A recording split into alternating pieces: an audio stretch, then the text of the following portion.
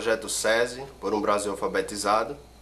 Estamos aqui na casa do professor e pesquisador Cícero Rafael para uma entrevista relacionada à história de Anadia.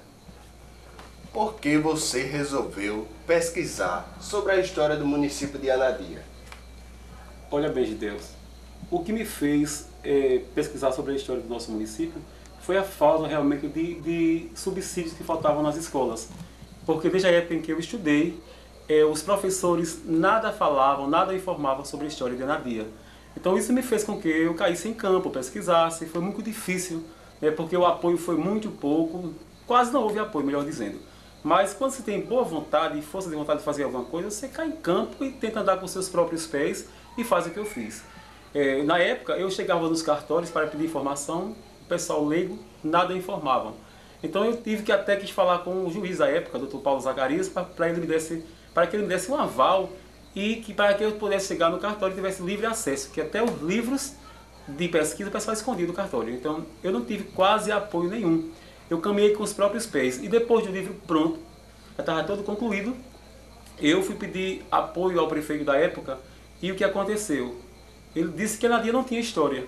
Então isso faz com que a pessoa que pesquise perca até o estímulo de fazer um trabalho bem feito, porque eu acredito que eu não fiz esse trabalho para querer me promover com ele, mas sim para deixar para gerações futuras e atuais um pouco da história, porque a nossa memória aos poucos está se acabando. Anadia teve muita coisa boa no passado e hoje Anadia está o quê? Está restrita, está aquela coisa que você olha assim e você não vê o pessoal interessado em saber algo sobre a história da cidade. Então você tem que estar sempre educando o pessoal, sempre lapidando esse tipo de coisa para que o pessoal sinta gosto, sinta prazer em saber que Anadia é uma das cidades mais antigas de Alagoas e que tem uma história rica e que é desvalorizada. Então isso fez com que eu caísse em campo, que eu procurasse saber muito mais, porque nas escolas só dizia o seguinte, as professoras, que Anadia no século XVII era um pequeno povoamento habitado principalmente por índios, com a denominação de Campos de Arrozal de Inhaúns, e que uma imagem de Nossa Senhora da Piedade foi encontrada na Serra da Morena, deixada pelos escravos do Quilombo dos Palmares. Então era só isso que havia. Não tinha mais nada sobre a história, não tinha o essencial, que eram os primórdios de tudo até os dias atuais. Então isso foi o que me levou a pesquisar sobre Anadia.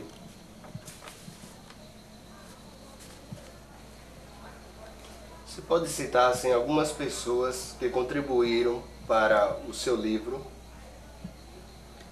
Eu bati em muitas portas. Eu bati em diversas portas e recebi tanto não que eu só me desanimei porque na verdade sou muito persistente nas coisas que eu quero.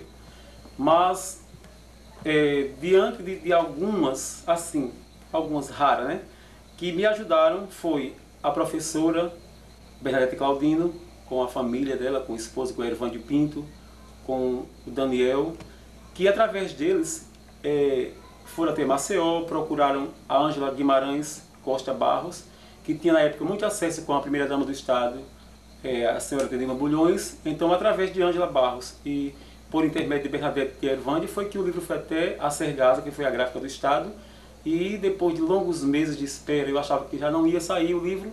De repente, eu estava na feira comprando peixe, na feira da Semana Santa, e me deparei com jornais estranhos, o pessoal embrulhando peixe com jornais estranhos. Quando eu olhei, encontrei várias páginas do livro impressa no jornal. Eu disse, que loucura, fiquei assim impressionado diante do que eu vi. Aí, para minha surpresa, dias depois, apareceu uma senhora aqui de Anadia, que trabalha no cartório, a Cicinha do Narcise, e disse, estou com o teu livro História de Anadia que já foi lançado. Poxa, eu fiquei super alegre com aquilo, porque para mim foi assim um monte de surpresas que apareceram em tão pouco tempo. E depois de tantas dificuldades, de tantos desânimos, saiu esse livro, que na verdade existe algumas falhas nele em questão de correção, porque a gente manda o livro para gráfico corrigido e o pessoal que vão digitar, eles fazem barbaridades, mas infelizmente ele é um livro, assim, modéstia à parte, muito bom, de livre acesso a todo tipo de pessoa que goste de ler. Aqui está muita coisa interessante sobre a história de Anadia, como surgiu o nome Anadia, o porquê temos esse nome, e até conta a história do descobrimento do Brasil, porque, querendo ou não podemos mais refazer a história e dizer que o Brasil foi descoberto em Alagoas, mas na verdade, por teses, foi descoberto em Alagoas. Quer dizer, a Bahia pegou a total decisão em dizer que foi Porto Seguro, mas se você pegar os mapas e você for observar direitinho, você vê que antes, quem vem de Portugal, antes de chegar na Bahia, lógico, vai passar por Alagoas. Então, todos os indícios mostram que a Anadia, que na época não tinha divisões de terra, no caso, não tinha questão de limitações, a Anadia, que continha na época uma serra pertencente a ela, que é a Serra da Naceia, que hoje pertence à Boca da Mata e à Atalaia, é o ponto mais alto da história e pertencia a Anadia. Essa serra ela fica localizada a 10 graus de latitude sul, por consequência entre Jequiá e Coruripe.